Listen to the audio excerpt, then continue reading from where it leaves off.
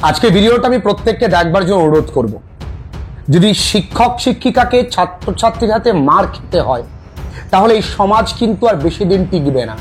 এই সমাজ এক বিরাট প্রশ্ন চিহ্নের সামনে দাঁড়িয়ে আছে। আমরা হয়তো ভাবছি যে সমাজটাকে আমরা বিরাট উন্নততর জায়গায় যাচ্ছে, আমাদের হাতের মোবাইল ফোনটা আপডেট হচ্ছে, কিন্তু শিক্ষা ব্যবস্থা আপডেট হচ্ছে না। ছেলেমেয়েরা মনে করে হাতে স্মার্ট মোবাইল থাকলে ওরা হয়তো স্মার্ট হয়ে গেল। চিন্তা ভাবনায় কোথাও কিন্তু আমরা এখন অনেকটা পিছিয়ে। আগে শিক্ষকের সম্মান ছিল, আগে শিক্ষক এবং ছাত্রের সম্পর্কটা সব থেকে শক্তিশালী সম্পর্ক মানা হতো, কিন্তু আজ ছাত্র শিক্ষককে মারতে যাচ্ছে, তাকে টুকলি ধরা হয়েছে, তাই অন্যায় প্রতিবাদ করা হয়েছে। তাই ছাত্র ছাত্রীদেরকে আমরা মনে করি যে তারা আমাদের জীবনের সব থেকে বড় অংশ। তারা আমাদের যখন বয়স হয়ে যাবে আমাদের হাতের লাঠি। শিক্ষকের প্রহার, শিক্ষকের শাসন সর্বদা আদরের হয়, সর্বদা আশীর্বাদের হয়। মনে রাখবি, শাসন যতদিন শিক্ষক তোকে করবে তুই তোর সফলতার অনেকটা এগিয়ে যেতে পারবি। যখন স্কুলের গণ্ডিটা পেরিয়ে যাবি, একটু বড় হতে শিখবি, তখন দেখবি তোকে কেউ শাসন করবে না, তখন তোমায় কেউ কিছু বলবে না। তখন বুঝতে পারবে যে তুমি কি ম্যাজিক সার্কেলে ছিলে, শিক্ষকের গণ্ডিতে তুমি ছিলে। আগামী দিনে শিক্ষক শিক্ষিকারা কাউকে কিছু বলবে না, এখন হয়তো বলেই না, কারণ অনেক গার্ডিয়ানসরা ফোন করে বলে আমার সোনাকে আপনি কেন মেরেছেন, আমার সোনাকে মারার আপনি কে? যদি শিক্ষক কিছু বলেও থাকে দল বেঁধে শিক্ষককে প্রশ্ন করতে আসে, আপনি আমার সোনাকে মারলেন কেন? আমার ফুলের মতন সন্তানকে একটু ভেবে দেখুন। আপনার সন্তানকে স্যার নিজের সন্তান ভেবে যদি দুটো বুকে থাকে, দুটো প্রহার করে থাকে, আপনার বলার মাধ্যমটা কিন্তু অন্য হওয়া উচিত। বিশেষ করে ছাত্রটার সামনে নয়। আপনি যাকে আজকে সোনার টুকরো ভাবছেন, সেই সোনার টুকরো একদিন আপনাকে কাঁদিয়ে ছাড়বে। তোমরা স্কুল পরীক্ষার শেষে যারা তোমাদের ফিডব্যাক জানতে চেয়েছেন, তাদের সামনে নিজেকে হাসির পাত্রে পরিণত করো না।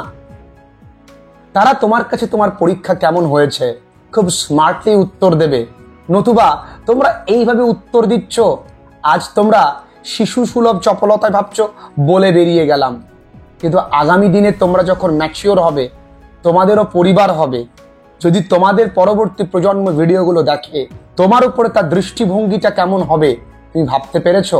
মনে রাখবে, সম্মান মাথা, এই মাথা উঁচু করে বাঁচাটা সকলের দ্বারা সম্ভব নয়। অর্থ থাকতে পারে, কিন্তু অর্থের পাশাপাশি সম্মানটাও কিন্তু ভীষণভাবে প্রয়োজনীয়। তাই কখন ক্যামেরায় তুমি কি বলছো একটু ভেবেচিন্তে বলো, তাহলে তোমার সম্মানটুকু বাঁচবে এবং তোমার পরবর্তী প্রজন্ম তোমায় সম্মান করবে। তুমি ক্যামেরার সামনে দুমদাম করে বলে দিলে দিদি দেখবেন বাড়ি গিয়ে পাবজি খেলবো, কি দিচ্ছ আগামী প্রজন্মকে?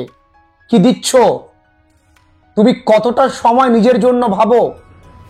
বহু ছেলে মেয়েরা আছে যারা স্যারদেরকে সম্মান করতে জানে না, তারা স্যারকে কিভাবে কমেন্টটুকু লিখতে হয় সেই কমেন্টটুকু লিখবার সামান্যতম বোধটুকু নেই।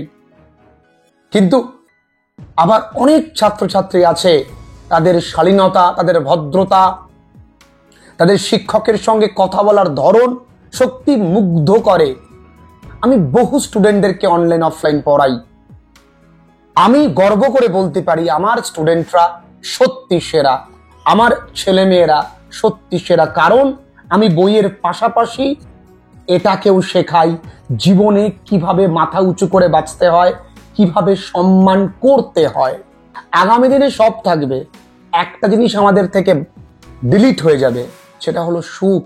আর এই সুখ স্থাপন করতে এটা সবার আগে দরকার শিক্ষাকে গুরুত্ব দেবার, ছাত্র এবং শিক্ষকের মধ্যে সুসম্পর্ক তৈরি করবার। এক্ষেত্রে আমি স্কুল টিচারদেরকে কিছু ক্ষেত্রে দোষারোপ করতে বাধ্য হচ্ছি, সকলে নন। যে শিক্ষকরা ছাত্রছাত্রীদের সঙ্গে দীর্ঘদিন ব্যবসায়িক সুলভ আচরণ করেছেন, তোমরা আমার কাছে না পড়লে আমি তোমাকে প্রজেক্টের নাম্বার দেব না, তোমরা আমার কাছে প্রাইভেট পড়বে, না পড়লে তোমার আমি পরীক্ষায় নাম্বার কেটে নেব, তাদের জন্য সমাজ ব্যবস্থা কিন্তু আজকে ছাত্রছাত্রীরা এই রকম পরিস্থিতিতে চলে যাচ্ছে। তাই তোমাদেরকে, আমার সমস্ত ভাই বোনেদেরকে একটা অনুরোধ, নিজের সম্মানটুকু রাখবে, গুরুকে সবার আগে সম্মান করতে শিখবে, দেখবে জীবনে মনে সুকুন পাবে, শান্তি পাবে। একটা সমাজ তৈরি করবার কারিগর তোমরা, একটু রেসপন্সিবল হও। শুধু ভালো স্ট্যাটাস শেয়ার করলেই ভালো ছাত্র বা ছাত্রী হওয়া যায় না। তার আচার ব্যবহার ভদ্রতায় ভালো ছাত্রছাত্রী প্রমাণ করে।